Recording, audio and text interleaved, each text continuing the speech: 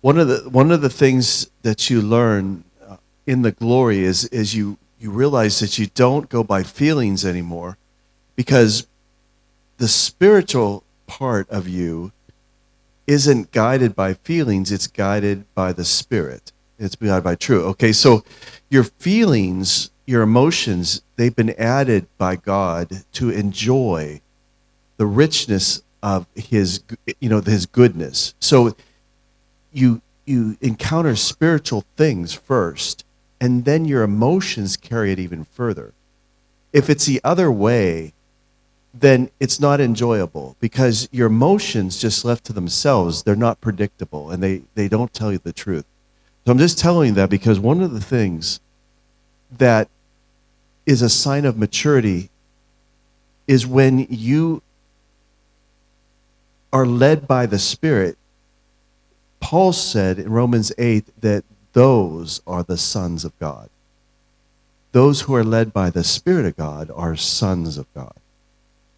And if you want to qualify for the riches of his grace and you want to encounter his favor, you're going to have to step through the veil of the flesh.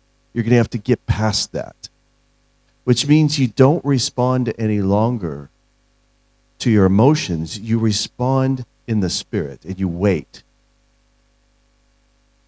And it's the most important thing that I can say to you this weekend. The emotions are very deceptive. And your perception could be wrong. And my perception at times is wrong. I have to check myself all the time.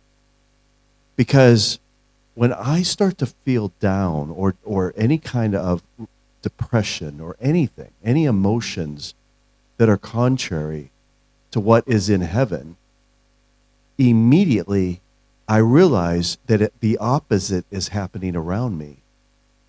I had one point, and I'm just telling this because I want to beat the living daylights out of depression tonight.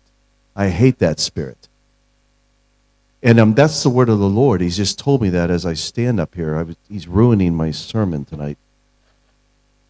But this is what happened. I want to tell you something. I never wanted to write a book, and I never wanted to be on TV, and I never wanted to stand before a bunch of people. What I wanted to do was just live a quiet, peaceful life and enjoy the fact that I had met Jesus and he had told me I was faithful and I was well done. And the last part he didn't say, enter in. He didn't say it. And I go, uh-oh. He said, you have done everything I've ever asked you to do. Well done, good and faithful servant. And he's supposed to say, enter in to the joy of the kingdom. And I was waiting for that. And I'm like, does he need a cue? Do I need to help him with it? No, I'm serious. And he didn't say that. And I'm like, and then I realized that the whole teaching for the last 45 minutes of being there with him had to do with me being on the earth, the things that I had to learn to operate down here in the spirit realm. It was things that, just trust me, the things that he went over, if you read my first book, it was just things on how to live successfully down here. And all of a sudden, I started to realize I'm going back. Not good. So in defense, I started to lay out my case to him why I'm not going back.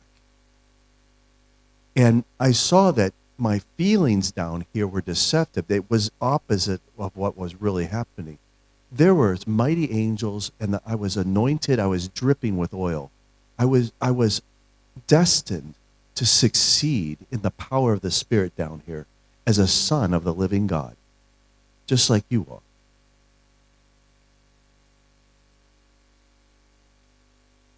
The opposite of what I felt every day down here was happening around me and in me. But because it's so deceptive to live down here, you always got to be on your game. You've always got to, I had a professor in college who flew a spy plane called the SR-71. It went 110,000 feet, and they published the published speed was 3,500 miles an hour, but it was actually 5,500. And he was shot at every mission because he was flying over other countries that didn't want him over there. And he would tell me these stories about how his emotions would try to control him. And he said that airplane was so fast that he could not be hit. And they knew he was coming.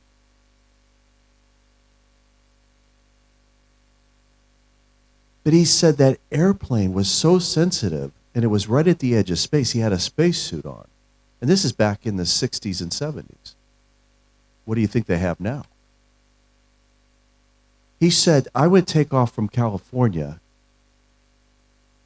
and in 20 minutes, I was over Cuba, taking pictures of the Russians offloading missiles. And he turned around and came back. But he said, my emotions were telling me one thing, but there was this inner peace of the Holy Spirit that he would pray in the Spirit. And he would take pictures of the missiles coming at him because he wanted to find out why they weren't hitting him. Because they were right on target, but when they got to 90,000 feet, they couldn't track him anymore. The missiles couldn't stay with him. And it was because the fin on the missile was too small. But he wasn't going to tell the Russians that. But he started to talk to me for 2 hours. He said, Kevin, you have to stay lined up in the Spirit, because he said, you're going to go through things where your emotions are going to try to talk you out. And I tell you this because he said, my friend Neil Armstrong told me that when he was on the moon, and he said, I experienced this right at the edge of space too, but he said Neil Armstrong was in space on the moon. He said up there was no demons. When he got to a certain height, there were no demons because the demons are earthbound and they're princes in the air, but mostly demons want to be around people so they can manifest and influence the masses. Now, hear me. He said up there was a place, there's a point where there was no demons. And he said, I would ask God something, and he would answer me right back. Neil Armstrong said, when I walked on the moon, I'd have my devotions, and God would speak right back to me as I was praying and answer me before I finished my prayer.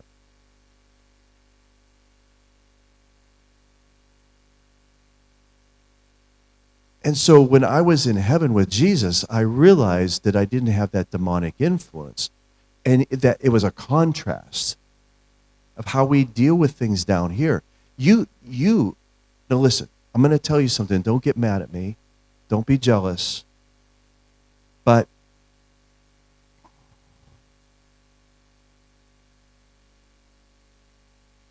we paid off all our bills except for our mortgage, and then the Lord told me to start paying people's mortgages for the month.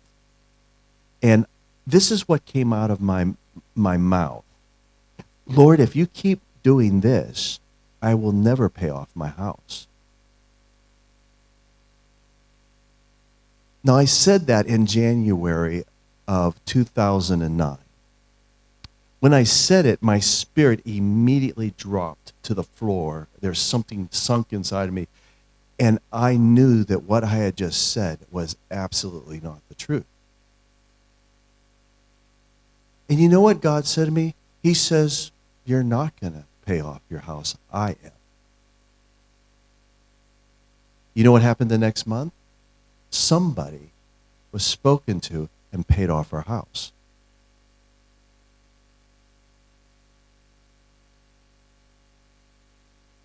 Okay, so me and my wife, every month we're living month to month.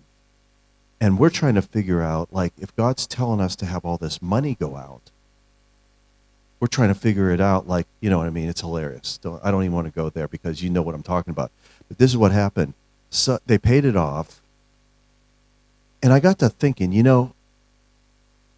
the waste of emotion that I felt the month before of how I'm going to make my bills. And the whole time, this was already planned for this person to do this. But I didn't feel that way. But it was already in the works. Is everybody track with what I'm doing? It was already paid for, really. But I was worried about how to manage, and Kathy and I were trying to figure it out. And you see, God was telling me to sow into other people's mortgages because he already knew he was going to pay mine off. But I didn't feel it. I felt pressure to make my budget. And perhaps tonight, what is it that the Lord knows about you and the angels know about you that they're trying not to giggle and laugh? And you're sitting there calculating how you're going to work this out. So that's the word I have tonight. You see, depression is a sure sign that you've got a breakthrough coming. Because depression is a spirit. It becomes organic, biological in your body. But the response of your body to that is the fact that there's an influence of something that's not really tangible to you. But if you saw what I saw, you wouldn't want to come back to this earth. Because everything you feel at most of the time is a lie. So hear me clearly. It's your spiritual encounter first, and then your emotions kick in and they accentuate and help you to enjoy a spiritual truth that's given to you. So you live off the very word of God, and then your emotions.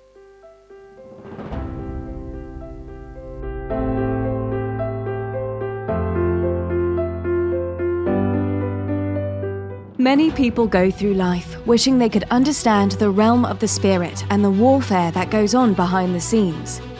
In his brand new study guide and 3 CD set, The Notes of a Warrior, Volume 1, Dr. Kevin Zadai helps you to develop your ability to engage the enemy on every level. Kevin's brand new study guide and 3 CD set, The Notes of a Warrior, Volume 1, will help equip you to learn to recognize God's direction for your life, encounter clarity in knowing God's battle strategies against your enemies, exercise your authority as a believer, walk in increased discernment through the Holy Spirit's power, and much, much more.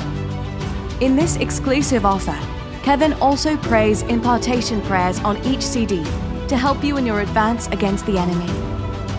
Order today Kevin's brand new study guide and exclusive 3 CD set, The Notes of a Warrior Volume 1, for a donation of $29, US shipping and handling included. To order, call 888-340-1460 with offer code 1002 or go online to kevinzadai.com/offer. It's time to stand up for your rights as a Christian and give the devil a headache.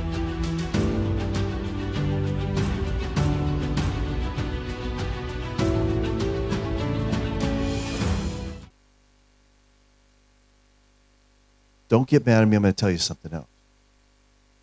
When I was a little kid, I don't know what it was inside of me, but this is what I did with my allowance. We were so poor that I would have to go to my grandma's to eat because we had 5 kids. And we didn't have a dog, but it would have eaten better than me. Now, that's not fair. So when I graduated from college and I started with the airline, I would make more in a month than my dad did in a year. And he worked so hard. He worked all the time to take care of us.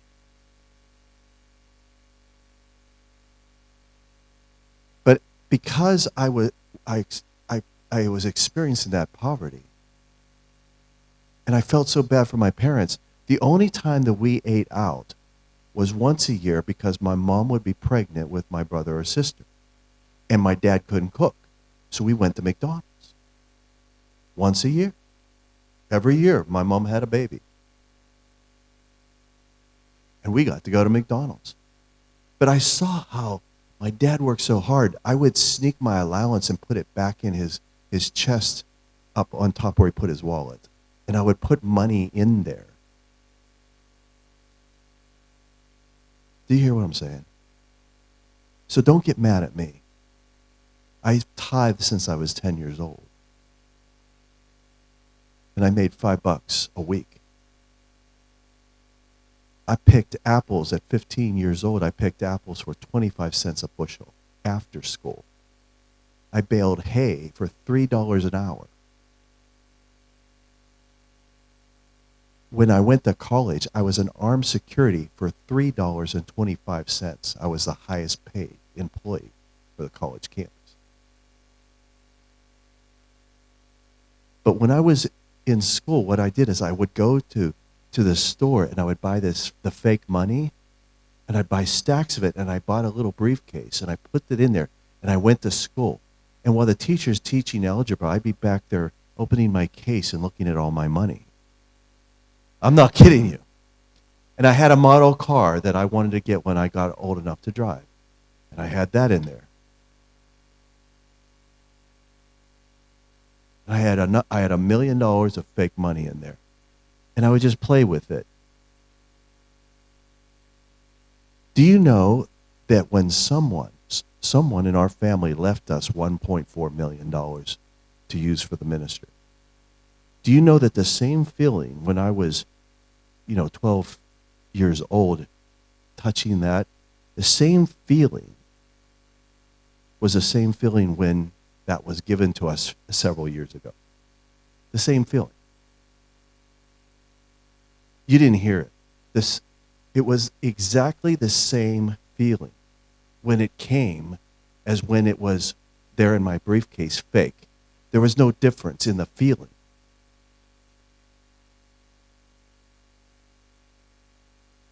So feelings are not the truth. Feelings are supposed to add to your experience with God. Am I clear? Okay, so you're not guided by money. You're not guided by the feeling you get. Because I used to think about what it would be like for someone to give me $1 million. That feeling that I got as I would fantasize about that, when it happened, it was the same feeling. But now it's in the bank. So I saw your future. I was standing in the future, and I saw your future. I've been there already. I've been at the end of the age. We were singing the song of the redeemed in one voice, which is a miracle for anybody to agree on anything, especially millions of people like I saw. They were all white robed. We all make it. We got to the throne room. We were worshiping the Father. The same feeling that I had then is what I feel right now.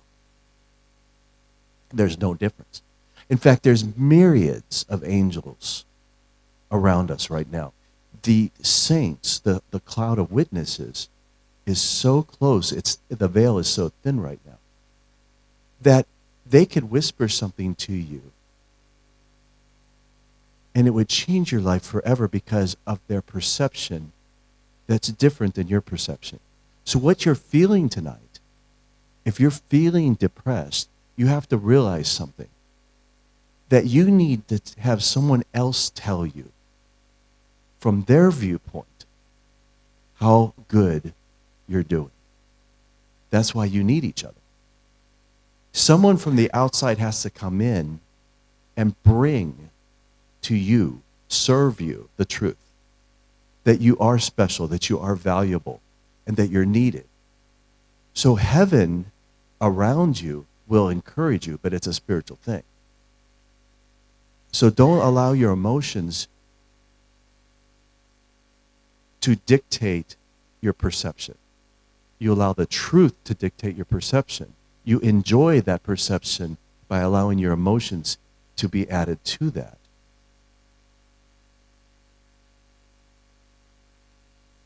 Now, I know this because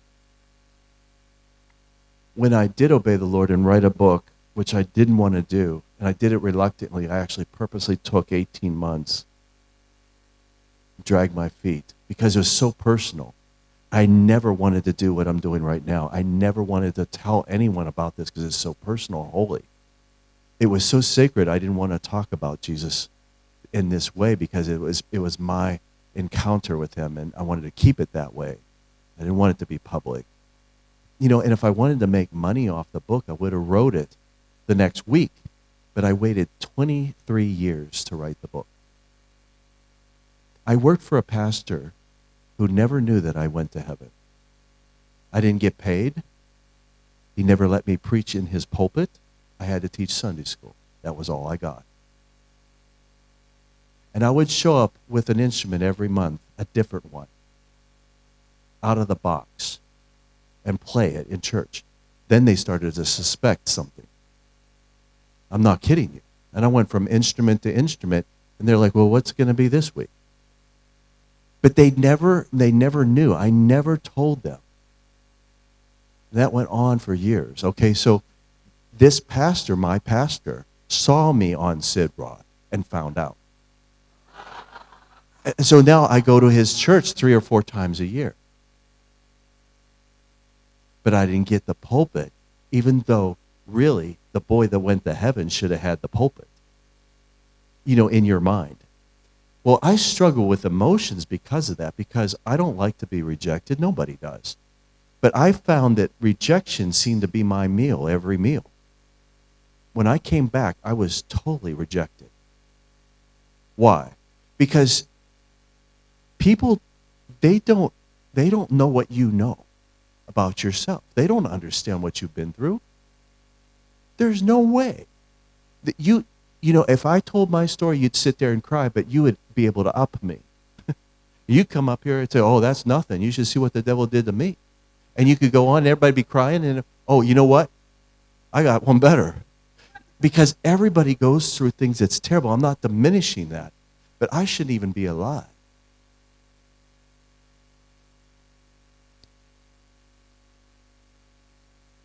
It's who's standing at the end that wins. It's who walks away and lives another day.